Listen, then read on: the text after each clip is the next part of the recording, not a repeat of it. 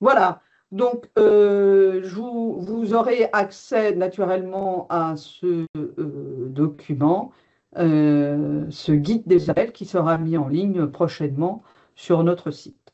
Voilà, je vais maintenant vous présenter les appels de la première destination, les appels démocratie, puisque je vous rappelle que le cluster 2 est ventilé en 3 groupes thématiques. Je vous rappelle, puisqu'il y a des retardataires, que ce webinaire est enregistré et que nous ne prenons les questions qu'à l'issue de la présentation des appels et que ces questions ne seront, elles, pas enregistrées. Je vous demande de garder vos questions. Vous pouvez poser vos questions dans le chat et dans la mesure du possible, nous y répondrons. Mais pour l'instant, nous nous concentrons sur la présentation des appels. Alors, nous avons 3 instruments qui feront l'objet d'appels. On appelle ça des instruments, c'est peut-être un langage qui pour certains n'est pas tout à fait clair. C'est 3 types de projets. Le premier, c'est un type qui Research and Innovation Action, sont des appels qui vous demandent à ce que de la recherche soit réalisée. On demande d'établir de nouvelles connaissances avec le volet impact que je vous présentais. Le deuxième, les Innovation Action, il y en a un volet un petit peu plus conception de nouveaux outils technologiques, occasionnellement d'une nouvelle méthodologie, mais enfin généralement on est plus sur des procédés techno. Et le troisième type d'appel, donc de projet, s'appelle Coordination and Support Action. Il s'agit soit de mise en réseau, de création de plateforme, soit d'état de l'art ou de ce qu'on appelle le scale-up, c'est-à-dire qu'un certain nombre de choses ont déjà été testées. On va vous demander de reprendre les tests ou les expérimentations qui ont été réalisées et de voir comment on peut les disséminer plus largement ailleurs en Europe. Alors, la première destination, donc les appels 2025, sur les appels 2025, couvre les questions de démocratie et de gouvernance. Alors, le premier appel porte sur ce qu'on appelle les Foreign Information, Manipulation and Interference. Grosso modo, c'est les interférences et manipulations d'informations d'origine étrangère. Pour aller vite, c'est l'ingérence de la Russie dans nos processus électoraux. Voilà. Alors, c'est une question, donc ce FIMI, qui d'abord a fait l'objet ces dernières années de conceptualisation, de définition, qu'est-ce qu'on met effectivement sous ce chapeau, et qui a déjà fait l'objet d'un, voire 2 appels, on peut dire presque, en 2023.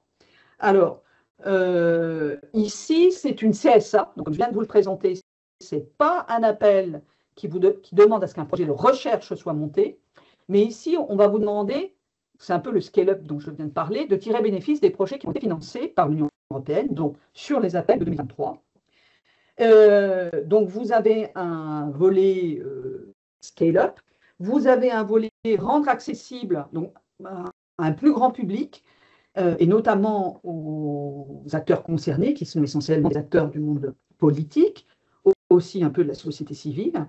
Et là, si vous voulez, sur cet appel, on vous demande de faire un peu de pédagogie, expliquer, diffuser, faire comprendre aux uns et aux autres où se trouve le problème, diffuser les outils ou les modes de détection de ces manipulations qui ont pu être établis lors de ces précédents projets.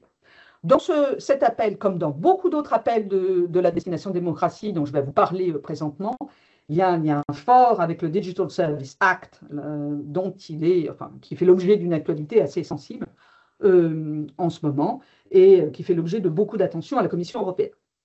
Le deuxième appel est également une CSA. Alors, sur le précédent comme sur celui-ci, un seul projet sera sélectionné. C'est généralement le cas pour les CSA. Contrairement au RIA que je vous ai introduit il y a 2 minutes, où on sélectionne généralement, là aussi, 3 projets. Ici, un seul projet sera sélectionné. Alors, ce deuxième appel porte sur la diplomatie scientifique. Alors, en fait, c'est un appel qui a resitué dans un agenda politique européen très précis. Parce qu'en fait, il y a eu une décision du Conseil de l'Europe, et puis, suite à cette décision, des groupes de travail ont été identifiés, ont été créés. Ces groupes de travail ont donné lieu à des rapports, et donc il vous faut travailler sur les rapports de ces groupes de travail, voir comment on peut mettre en application les recommandations qui ont été formulées dans ces rapports. Et puis, on vous demande de faire deux choses. Une première chose, c'est un panorama des acteurs de la diplomatie scientifique, voire même une taxinomie, c'est-à-dire une classification, d'accord? Et puis, on vous demande de créer une plateforme qui regroupe les acteurs, les différents acteurs de la diplomatie scientifique, que ce soit des chercheurs, que ce soit des diplomates, que ce soit des acteurs qui relèvent de la société civile, ou que ce soit des acteurs qui relèvent de la culture, puisqu'il y a un volet culturel dans un certain nombre d'initiatives de la diplomatie scientifique.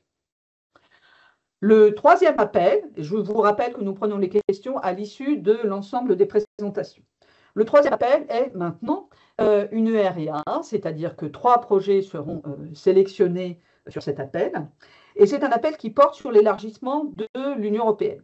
Plus précisément sur les candidatures des pays balkaniques, mais pas que. Vous pouvez également couvrir les pays du Caucase, par exemple, qui sont candidats. Alors, on vous demande premièrement de tirer les leçons des précédents élargissements. Qu'est-ce qui a fait que dans pas tant dans les méthodes employées par l'Union européenne, mais dans les informations, dans la sensibilisation des opinions publiques qui ont été menées à cette époque, qu'est-ce qui a fait qu'un certain nombre de choses ont été acceptées ou pas par les opinions publiques? On vous demande de mener des actions de sensibilisation des opinions, que ce soit dans les pays candidats où toutes les opinions publiques ne sont pas 100% favorables à une adhésion à l'Union européenne, mais aussi et surtout peut-être dans les pays membres de l'Union européenne, d'expliquer, là encore avec une certaine pédagogie, les avantages ou les inconvénients, et d'impliquer, donc c'est souvent le cas dans les projets du cluster 2, où on vous demande à ce qu'un certain nombre d'actions soient menées sur des modes participatifs, donc d'impliquer les citoyens via différents types de consultations publiques, là encore différents modes ont été mis en place, d'impliquer les citoyens. Vous devez là mettre des synergies avec des programmes comme Erasmus+, ou par exemple le European Solidarity Corps. Alors, l'European Solidarity Corps, c'est souvent la première on va dire, des institutions et donc des représentations de l'Union européenne dans un certain nombre de pays, que ce soit les Balkans, la Moldavie, la Géorgie. Et donc, ils peuvent jouer un rôle important dans ces sensibilisations des opinions publiques. Alors, l'appel suivant porte sur l'autonomie stratégique ouverte. Alors, l'autonomie stratégique ouverte, c'est le fait pour l'Union européenne et les pays membres de disposer des moyens de préserver ses intérêts vitaux, tout en poursuivant le sacro-saint libre-échange de l'Union européenne. Alors, c'est très simple à comprendre. Depuis le Covid, on sait, qu'en est-il de notre indépendance en termes de production de médicaments, par exemple. Donc, cette autonomie stratégique n'est pas un concept qui est nouveau, c'est un concept qui existe depuis longtemps, mais qui, jusqu'à ces dernières années, portait quasi exclusivement sur les questions de défense ou d'énergie, mais aujourd'hui, et de technologie, mais aujourd'hui, on l'étend à de nouveaux domaines, dont, par exemple, la recherche, qui est mentionnée à plusieurs reprises dans l'appel. Et donc, on vous demande de travailler à une définition opérationnelle de cette autonomie stratégique ouverte, un peu, et toujours en gardant l'idée qu'il doit y avoir une corrélation entre la sécurité économique et la compétitivité. C'est la notion de as open as possible et as closed as necessary. Voilà.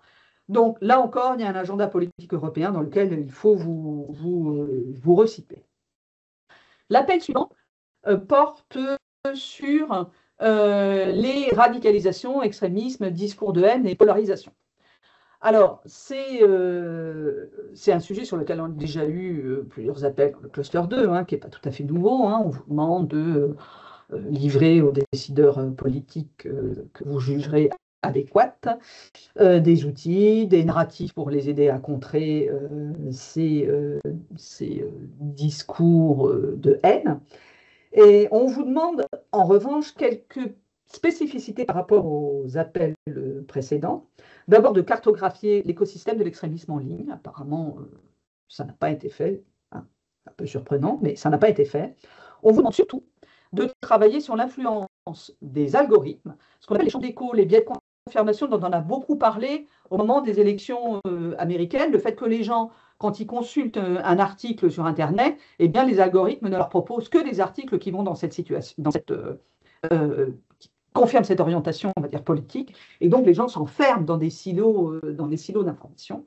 Donc, on vous demande de travailler sur l'influence de ces algorithmes, qu'est-ce qu'on peut faire, quelle est leur influence, etc. Et on vous demande de travailler sur le rôle des réseaux sociaux offline, c'est-à-dire, en fait, est-ce que les réseaux d'amitié, de parenté peuvent permettre de lutter contre cet enfermement. Là aussi, les projets devront se resituer, se recontextualiser avec le Digital Service Act et notamment impliquer dans le consortium des signataires du Digital Service Act. Voilà. L'appel suivant porte, alors c'est une CSA, et c'est une CSA sur un sujet qui, du coup, n'est pas un sujet qui a été énormément traité dans le cluster 2. Donc c'est une CSA où on va vous demander de créer un réseau d'acteurs et chercheurs sur l'antisémitisme. Alors, soyons clairs, on vous demande de créer un réseau qui est appelé à devenir une institution pérenne, durable, donc à perdurer. Donc, il faudra là réfléchir à des modes avec naturellement la Commission européenne, sous quelle forme et sous quel mode et sous quel financement ce réseau pourra se pérenniser. Donc, on vous demande d'identifier les centres de recherche pertinents sur la question de l'antisémitisme et autres types d'acteurs. Et puis, il y a un certain nombre de démarches très précises, du coup, c'est un appel très, très prescriptif, qui sont listées dans l'appel, puisqu'on vous demande d'organiser des rencontres en présentiel, mais aussi, par exemple, d'offrir des bourses de post-doctorat sur la thématique, de créer un prix annuel qui récompense un chercheur d'excellence sur l'antisémitisme, d'organiser au moins une conférence annuelle qui regroupe chercheurs, leaders communautaires, décideurs politiques sur la question. Voilà, donc là, c'est très, très prescriptif. Et effectivement, là aussi, un seul projet, excusez-moi, sera sélectionné sur cet appel. L'appel suivant porte sur les tendances autocratiques dans nos sociétés. Alors, encore un sujet tout à fait d'actualité. On vous demande des très classiques, donc les modèles, d'établir des modèles d'autocratie, puisque ce n'est pas uniquement Trump, mais en Hongrie, en Turquie, la Roumanie, semble-t-il. Donc les tendances autoritaires sont de plus en plus présentes et dans des pays proches, voire dans des pays membres. Donc, avec une analyse classique, hein, les tendances, pourquoi, comment, créer des outils pour détecter ces manifestations d'autoritarisme, avec donc un volet ici, au-delà facteurs, comprendre, sur l'autoritarisme numérique, c'est-à-dire les censures en ligne, les fermetures d'Internet, la surveillance numérique, etc. Et puis, bien sûr, d'identifier les acteurs qui, dans la société civile, parmi des instances établies, je pense notamment au pouvoir judiciaire, quels sont les acteurs qui peuvent se présenter comme des acteurs qui résistent à ces tendances autocratiques. Donc, les médias, ça peut être dans le monde culturel, dans le monde politique, judiciaire. Voilà. 3 projets sont sélectionnés, là aussi, sur cet appel. Alors, l'appel suivant porte sur les inégalités économiques et la remise en cause de la démocratie. Donc là encore, c'est un sujet qui n'est pas nouveau. On vous demande plus spécifiquement de traiter le lien entre la marginalisation économique citoyens et de certains citoyens et la montée des populismes. Grosso modo, est-ce que ceux qui ont perdu leur emploi, ArcelorMittal par exemple, vont avoir tendance à basculer vers l'extrême droite? C'est un peu un appel gilet jaune, si vous voulez, hein. Donc comprendre ce type de mouvement, essayer de comprendre ce qui se passe. Il y a, comme souvent, c'est une tendance dans les appels du cluster 2, un volet analyse des perceptions, pas uniquement quelle est la réalité de ces inégalités économiques et naturellement du lien ou de l'impact que ces inégalités peuvent avoir sur les orientations politiques ou sous l'absence d'orientation politique des citoyens, mais un volet perception de ces inégalités, puisque ce qui compte, c'est la perception et pas la réalité des choses. Voilà. Là aussi, formuler des recommandations politiques, donner sur des données probantes, des approches novatrices, intersectorielles sont demandées. Alors, l'appel suivant est un appel sur la désinformation. Alors, comment lutter contre la désinformation sans renier sur la liberté d'expression? Alors, là aussi, on a déjà eu des appels sur la désinformation. Lutter contre la désinformation sans renier sur la liberté d'expression, c'est là encore une thématique tout à fait d'actualité. On pense au discours du vice-président Vance aux États-Unis, qui accuse l'Europe en luttant contre la désinformation, de renier sur la liberté d'expression. Donc là encore, on va chercher un équilibre entre les deux. On vous demande précisément 4 points sur cet appel qui diffèrent un peu en comparaison aux appels, aux appels précédents sur la question de la désinformation. Le premier de ces points, c'est l'influence du marché.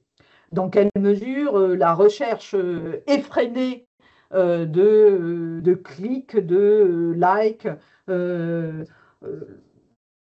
dans quelle mesure la course aux viewers incite au sensationnalisme, d'accord?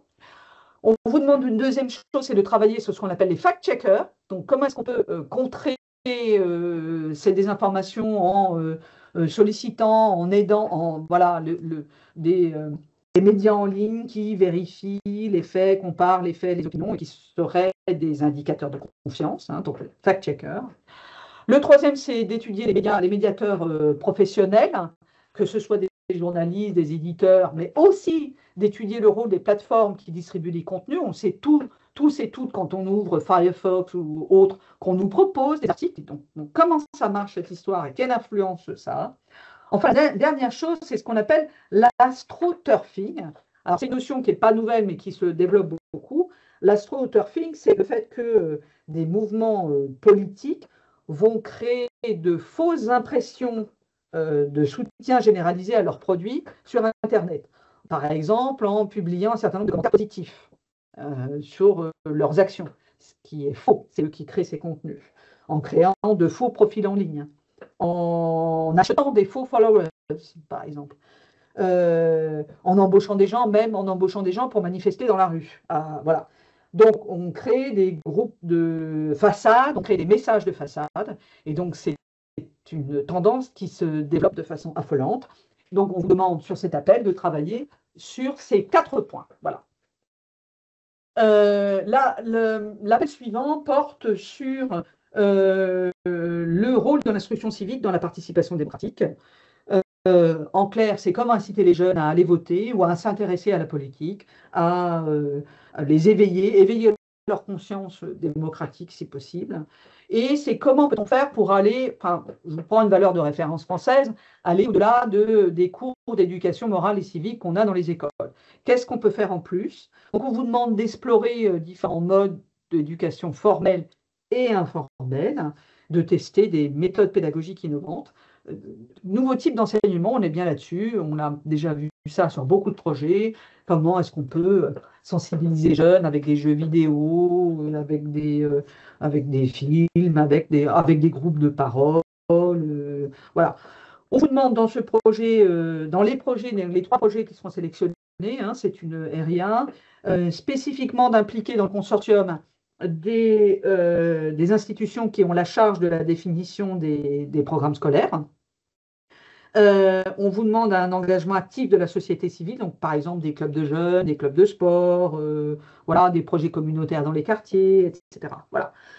Donc, vous avez donc bien évidemment un certain nombre là encore, de demandes sur la mise en place de pilotes dans un certain nombre de pays, production d'explications détaillées, nouveaux protocoles, etc. Je vous rappelle que le guide des appels sera mis en ligne prochainement, vous y aurez accès. Alors, le troisième appel, enfin le 11e, pourquoi je dis le troisième, je ne sais pas, le 11e appel de la démocratie, qui est l'avant-dernier, donc je vais bientôt passer la main, porte sur l'indépendance du système judiciaire. Alors, c'est un appel très, très classique, dans lequel on vous demande de comparer et d'évaluer les cadres nationaux dans lesquels le système judiciaire évolue, donc que ce soit les juges, les avocats, les procureurs, d'évaluer non seulement leur indépendance, mais également dans quelle mesure les nominations, promotions, attributions, allocations des cas peut jouer ou pas sur cette indépendance. Je vous rappelle qu'on est dans un contexte de montée des autocraties. Hein, je vous rappelle l'appel précédent dont je vous ai parlé il y a quelques minutes. Et donc, on vous demande de comparer ces cadres, de donner une connaissance de la situation.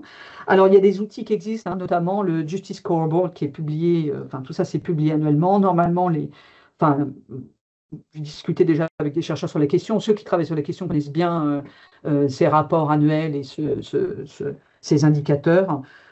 Et évidemment, il vous faut travailler avec les indicateurs qui sont déjà présents. Le dernier appel ici est une CSA, donc un seul projet sera sélectionné. On vous demande de mener des actions de dissémination, d'information et d'échange sur enfin, d'animer une sorte de communauté de chercheurs, de praticiens sur la démocratie. Voilà.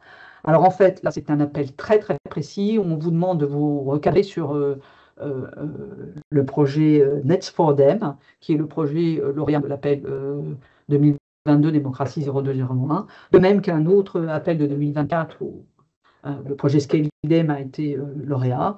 Revenez vers nous si vous souhaitez vous positionner sur ce projet pour qu'on vous mette en contact, puisqu'il s'agit essentiellement de mener des actions de dissémination d'informations et d'échanges à partir de ces réseaux-là. Voilà. Donc, il faut forcément travailler avec les consortiums, ces deux consortiums en question. Voilà, j'en ai fini pour les appels de la destination démocratie. Je vais passer la main à ma collègue Margot, qui va vous partager son écran pour vous présenter les appels de la deuxième destination, qui sont la destination Heritage, et des appels qui relèvent du domaine de la culture. Et je vous rappelle que nous prenons vos questions à l'issue de cette présentation, qui est-elle enregistrée, et nous interromprons l'enregistrement à l'issue de la présentation. Alors, Margot, on voit ton écran, voilà. Donc, c'est bon pour tout le monde, il n'y a pas de souci? Je vais passer oui, il faut que tu passes en mode diaporama, il n'y a pas voilà. a pas de problème. Hop. Attention. Excusez-moi, ça rame.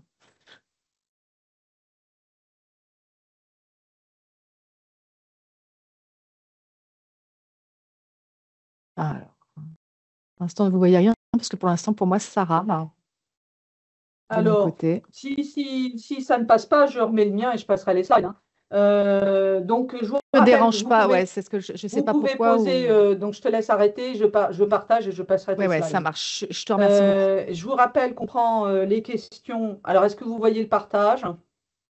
Oui, c'est impeccable. Hein, voilà. Je sais pas pourquoi je vous rappelle qu'on prend les questions à l'issue de cette présentation. Je vous rappelle, en fait, j'aurais dû le dire en introduction, ben, je le dis maintenant, ça tombe bien, mais il y a des gens qui sont arrivés un peu plus tardivement, que la commission a déjà pré-publié ces appels. On va vous mettre le lien dans le chat.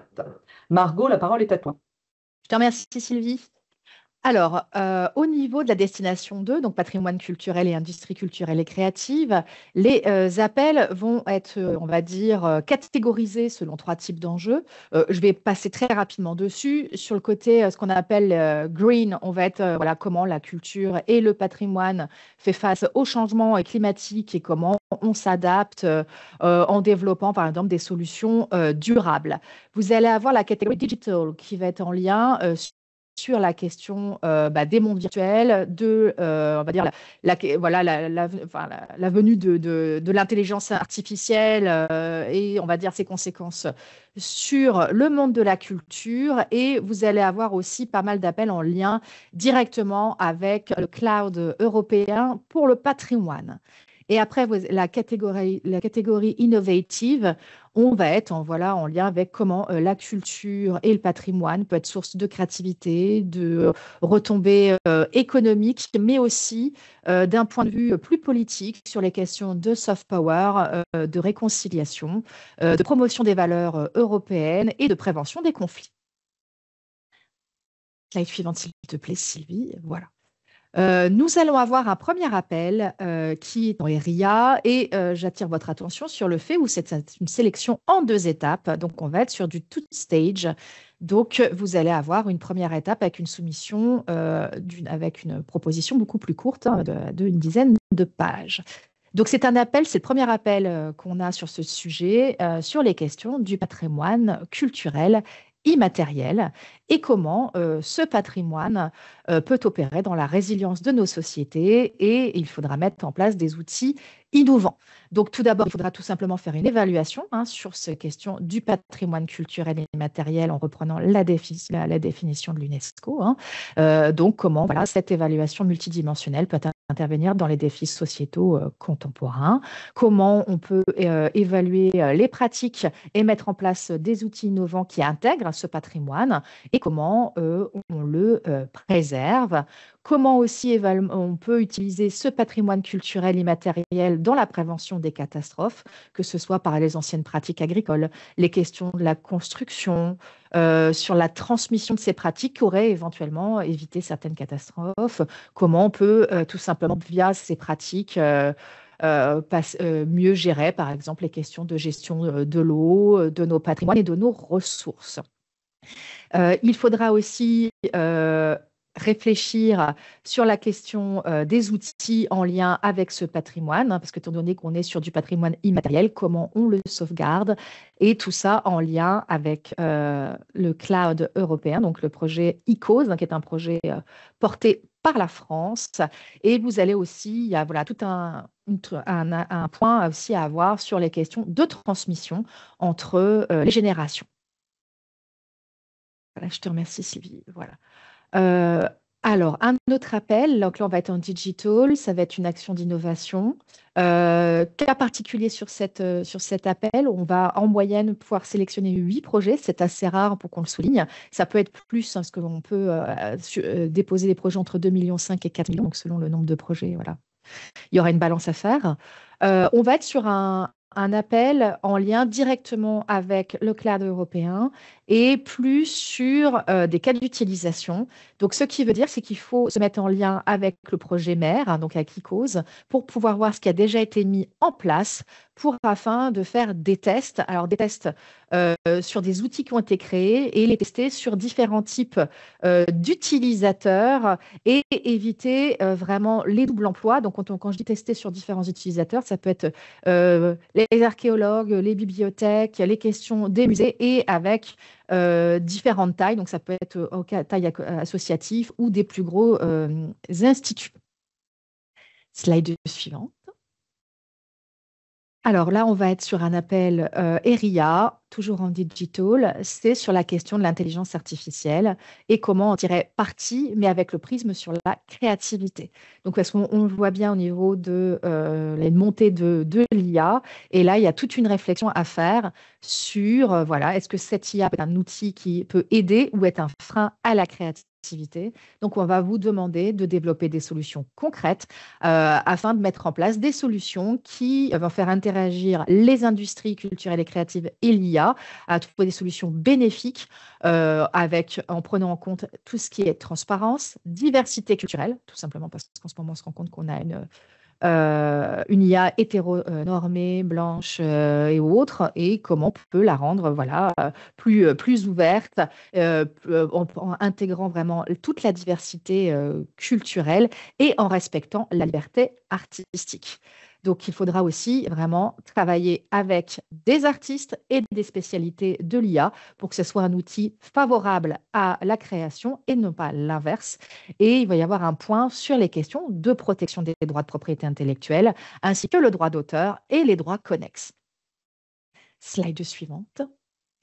Vous allez avoir un appel aussi en RIA, toujours en digital, sur la question de la virtualisation du milieu du monde de la culture. Donc, tout simplement, c'est faire de l'Europe un leader mondial dans les mondes virtuels, avec tout simplement pour voilà, que ces mondes virtuels soient là pour favoriser la transmission de la culture, renforcer la cohésion et la résilience de nos sociétés, tout en augmentant, on va dire, la compétitivité et la croissance économique en lien avec la culture. Et on va vous demander de faire en sorte que vos propositions s'appuient sur des connaissances et des réseaux qui ont déjà été mis en place dans un précédent appel que le lauréat a été le projet Openverse. Et donc, on va vous demander aussi de fournir des recommandations sur les questions aussi de bien-être et de cohésion par rapport aussi à l'exposition à long terme des citoyens face à ces mondes virtuels. Donc, on va vous demander d'analyser les avantages, que ce soit sur la transmission, voilà, parce qu'on va peut-être faire amener d'autres citoyens qui ne sont peut-être pas habitués à la culture via ces médias, mais aussi quels sont les risques d'une exposition prolongée à cette virtualisation on va dire augmentée. Slide suivante. Là, on va être voilà, sur un appel en innovative et une RIA, donc plus sur la question du design en général.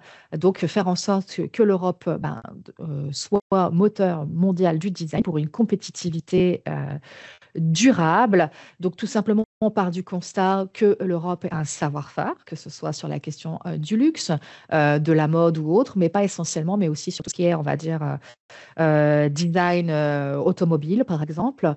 Et donc, c'est vraiment travailler à une meilleure compréhension du rôle de ce secteur européen sur tout ce qui est conception, adaptation de produits, comment on peut améliorer ça, comment on peut aussi améliorer les modèles d'organisation. Augmenter, on va dire, la compétitivité du secteur grâce à de nouvelles méthodes et techniques qui sera vraiment fondée sur la recherche, mais aussi réfléchir sur les questions que voilà, tout ce qui est au milieu de la conception et du design est un milieu qui peut être vulnérable, notamment par rapport à la mise en place par exemple, de l'IA générative et de l'automatisation. Donc, comment on peut réfléchir aussi pour que cet outil soit plutôt on va dire, une source positive et non pas quelque chose qui renforce la vulnérabilité des concepteurs.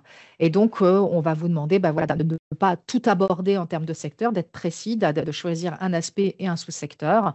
Et après, voilà, et on va vous demander de faire une coopération avec la recherche de la plateforme Équipe. Slide suivante, s'il te plaît, Sylvie. Ensuite, on va être toujours dans une RIA, dans la dimension, toujours au niveau de la catégorisation innovative, et on va être sur un appel sur comment la culture et la créativité peut être catalyseur de la prévention des conflits et sur les questions des réconciliations post-conflit.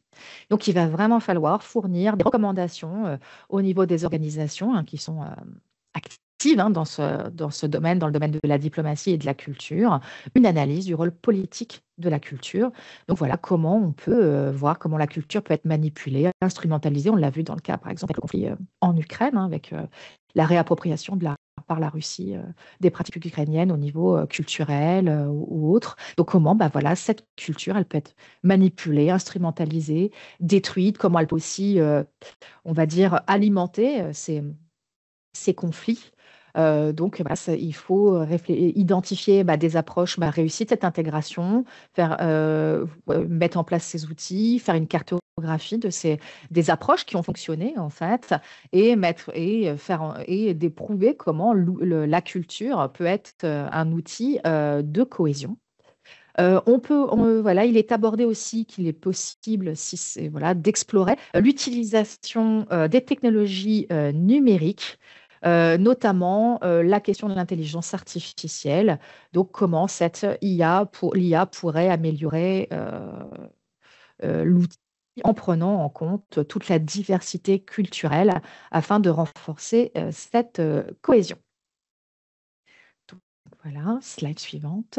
Là, on va être sur une CSA en innovatif. Donc, comme Sylvie l'a déjà précisé, on va prendre 15 projets, que souvent en RIA, on peut aller jusqu'à 3. Et là, vous avez vu qu'on pouvait aller jusqu'à 8 pour des projets en innovative. Là, on va être sur la question du patrimoine dissonant de l'Europe, donc le patrimoine controversé et dissonant.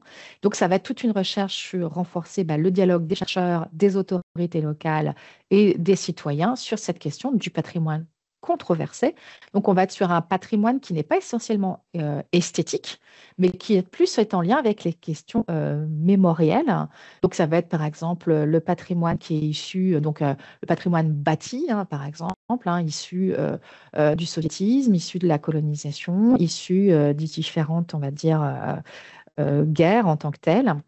Et donc, c'est vraiment comment on peut exploiter ce patrimoine, comment aussi on peut le préserver et veiller à ce que, par exemple, les industries culturelles et créatives aient accès à ces solutions pour reconsidérer ce patrimoine, parce que ça peut être aussi, en dehors de sa préservation et de sa conservation aussi, est un vecteur aussi d'un nouveau tourisme, en lien avec le tourisme mémoriel qu'on a pu connaître, par exemple, avec la Première et la Seconde Guerre mondiale, et donc fournir aux décideurs politiques des outils et des recommandations afin de remédier à cette méconnaissance de ce patrimoine et aussi aider des jeunes générations qui, des fois, ne comprennent pas, par exemple, ce patrimoine qui est issu, par exemple, de la colonisation ou du soviétisme, parce qu'eux, ils sont nés bien après. Et comment on peut se ressaisir, en fait, de ce patrimoine. Slide suivante. On va être aussi, pour ce dernier rappel de la destination 2, sur aussi une CSA, sur la question de la culture et des arts, sur le well-being, sur la santé et le bien-être. Donc, on est aussi sur des questions, en fait, un peu spectre du Covid. On s'est rendu compte que, tout simplement, l'accès à la culture, à la pratique des arts améliore considérablement la santé humaine en général.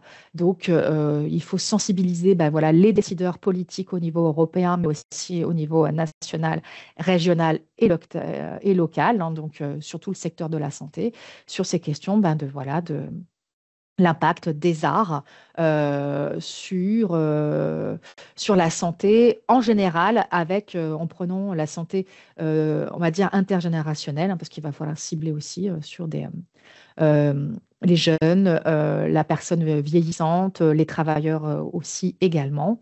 Et on va vous demander de mettre en place des recommandations, mais surtout de proposer des bonnes pratiques en lien aussi avec la création d'une plateforme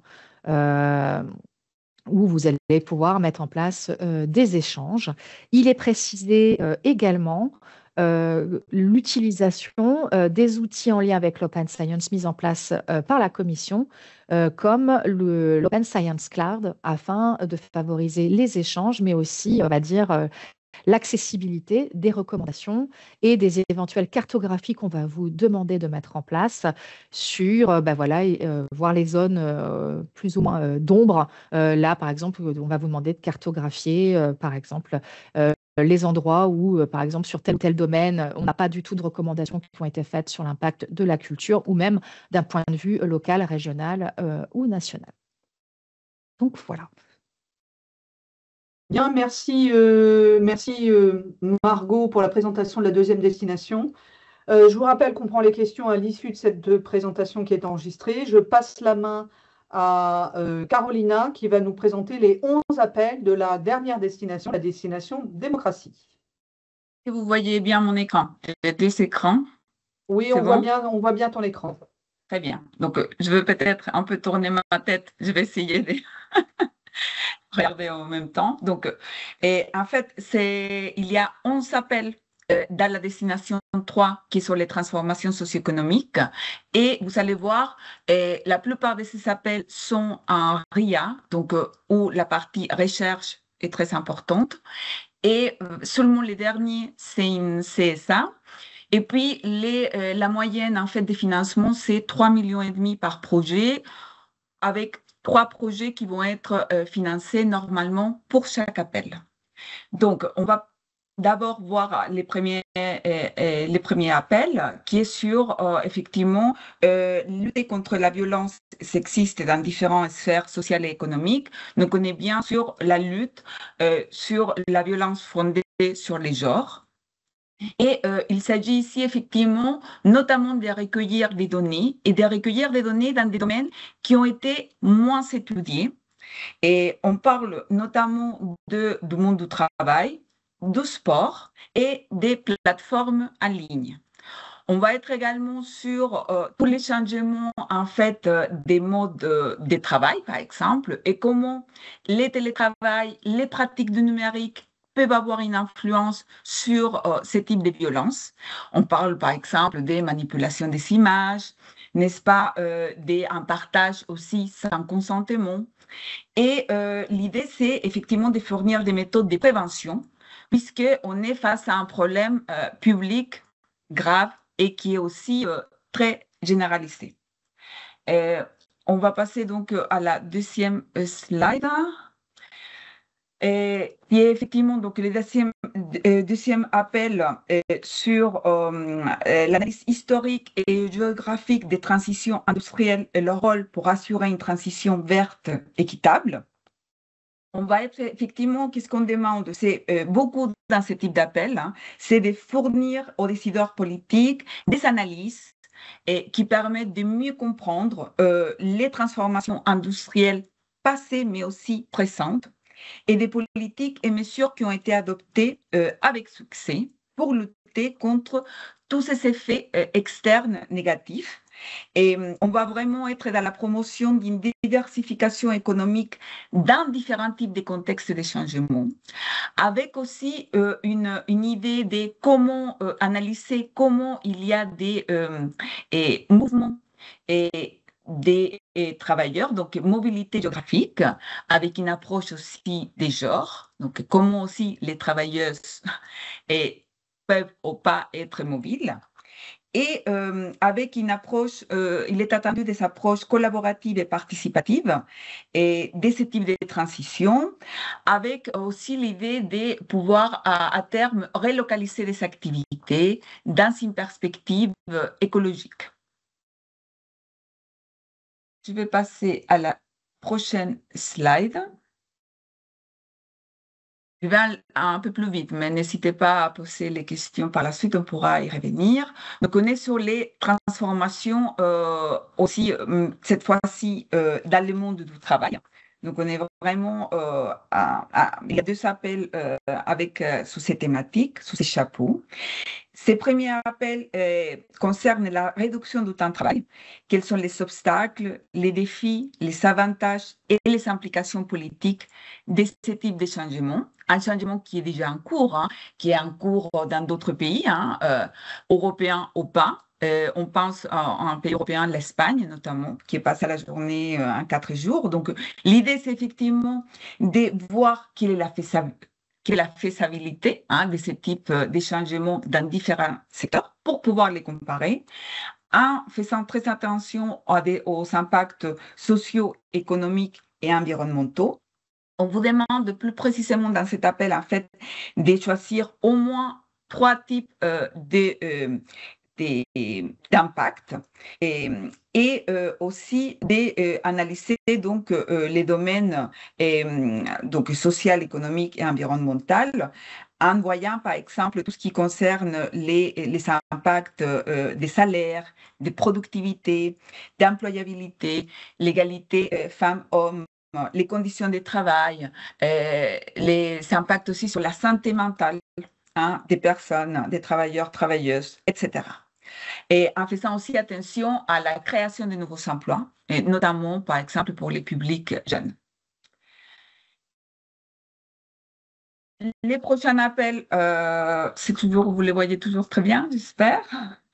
Donc, c'est sur les inégalités, effectivement, dans les trajectoires professionnelles des parents. Alors, les titres, c'est les différences entre les sexes dans les trajectoires professionnelles des parents et leur implication pour l'égalité des sexes et le bien-être des familles. Alors, on est sur un appel aussi qui va être en 2 étapes. Donc, à la différence de tous les autres appels qui sont en une seule étape, celui-ci, c'est une nouveauté pour notre cluster, comme l'a dit Margot. C'est un appel effectivement en 2 phases. Donc, la première phase, elle est un peu plus simplifiée. Il faudra vraiment faire un travail, surtout sur les parties excellence et impact. Et si vous passez à la 2e étape, vraiment travailler la partie mise en œuvre. On pourra y revenir si vous le souhaitez. Donc, il s'agit ici effectivement des données et des clés sur quels sont les facteurs qui affectent les choix d'une profession, la rémunération, les opportunités, comment effectivement les couples travaillent ou pas ces différences, comment on travaille aussi au foyer, comment il y a la répartition des tâches et comment cette répartition des tâches affecte différemment les sexes. Notamment, on va parler des pénalités d'être mère et comment l'effet d'être mère peut effectivement avoir un impact sur la carrière des femmes. Voilà, on va passer à la 10e parce qu'on est un peu des temps. Donc, cet appel-là qui est donc le numéro 5, il s'agit effectivement d'améliorer l'équité dans l'économie pour une meilleure compréhension du travail non déclaré et sous-déclaré. Donc, on est toujours dans la perspective du travail. Il s'agit effectivement ici d'améliorer toujours la compréhension des décideurs politiques et des partenaires sociaux sur les caractéristiques du travail et les implications du travail non déclaré ou sous-déclaré. Donc, il y a 2 catégories. Et on vous demande aussi de comment cette non-déclaration ou sous-déclaration du travail a des effets sur, par exemple, l'état social et les prestations sociales. Et comment effectivement il y a des différences entre aussi les rythmes et les niveaux de vie, etc., des personnes qui sont soumises et quels sont effectivement les dispositifs qui facilitent ces pratiques. S'il s'agit des dispositifs effectivement numérisés comme des plateformes, voilà, il faudra bien aller les étudier et les analyser. On va passer au prochain appel, qui est sur l'évaluation et l'utilisation des données probantes dans la politique et la pratique de l'éducation. On a des appels qui concernent les domaines éducatifs. Donc, il s'agit effectivement de faciliter une meilleure utilisation des résultats de la recherche et à différents niveaux et dans les domaines de l'éducation et de la formation. On va être effectivement sur notamment les passages de niveaux, comment les passages d'un niveau vers un autre dans notre système éducatif a des implications ou pas sur la manière d'apprendre. Il s'agit aussi ici d'analyser des données probantes. Donc, il va falloir travailler avec un corpus qui soit très représentatif.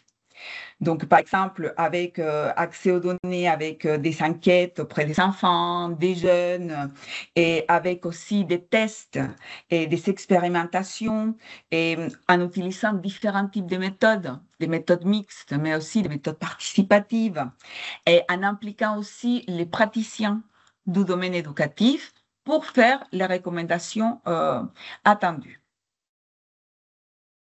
Le prochain appel est en lien aussi donc, avec les domaines du numérique et des apprentissages, puisqu'il s'intitule « Impact de l'environnement d'apprentissage et de l'utilisation des outils numériques dans la vie quotidienne sur les aptitudes clés et le développement des compétences ». Donc, comment est-ce que effectivement il y a des impacts cognitifs, émotionnels à l'utilisation des outils numériques?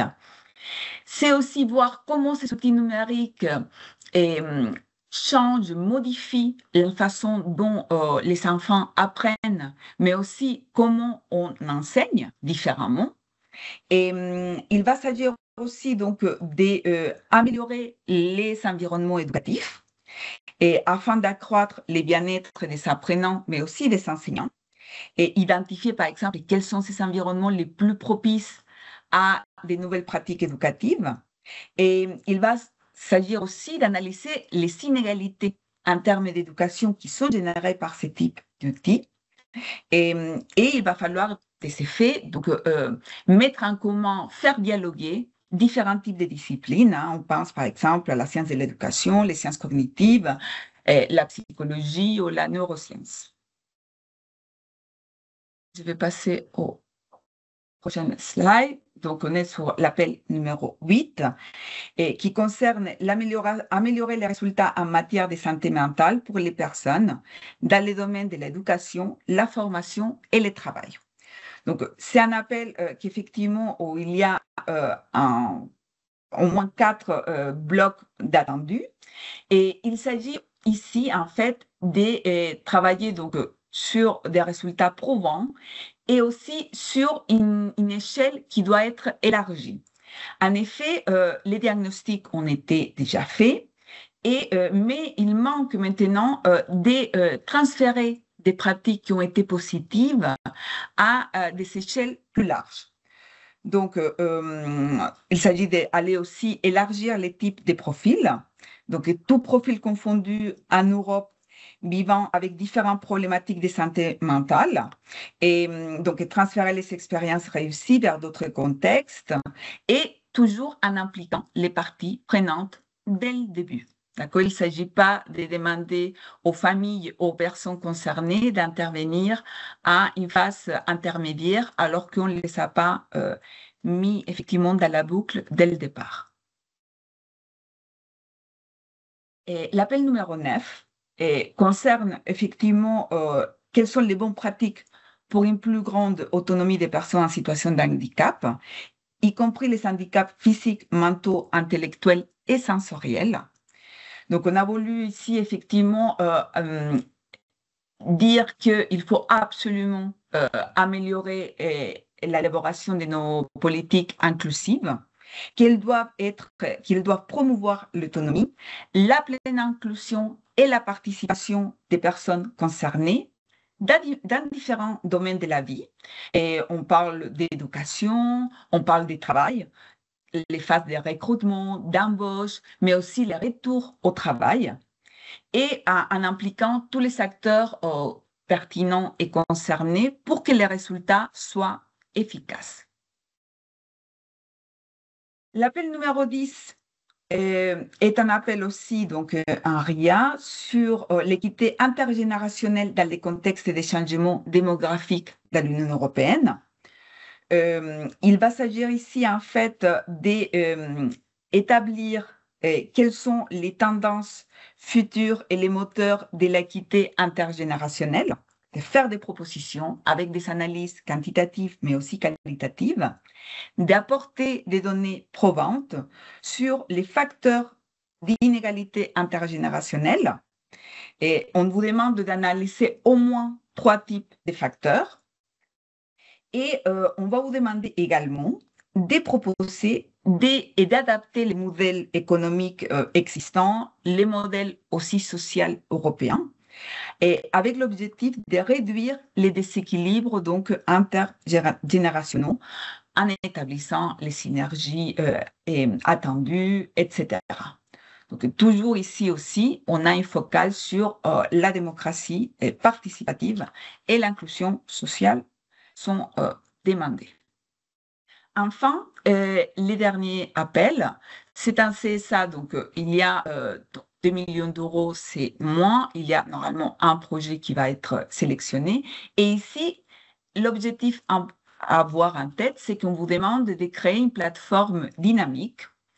Et donc, d'abord, une feuille de route stratégique qui puisse faire les liens entre la recherche et les politiques dans les domaines du changement climatique et des migrations, c'est-à-dire comment les changements climatiques produisent des nouveaux types des migrations, des nouvelles migrations, des nouvelles trajectoires migratoires, et avoir une plateforme qui puisse permettre d'avoir des données, de les actualiser, et en même temps que toute la communauté qui est en lien avec cette thématique puisse contribuer et puisse avoir une vision sur qu'est-ce qui est en train d'arriver, puisque vous savez qu'il y a beaucoup de discours sur les faits migratoires, et l'idée, c'est pouvoir trouver un outil qui puisse objectiver la situation et qui puisse être partagé par les différentes parties prenantes. On vous demande ici aussi effectivement de mobiliser, par exemple, les GRC et de mobiliser donc les travaux qui ont été faits sur migration et démographie, puisqu'il y en a, et plus les projets qui ont été déjà financés. Voilà, je vais arrêter le partage. Très bien, merci Carolina. Juste deux, trois précisions avant d'arrêter d'arrêter l'enregistrement. l'enregistrement. D'accord.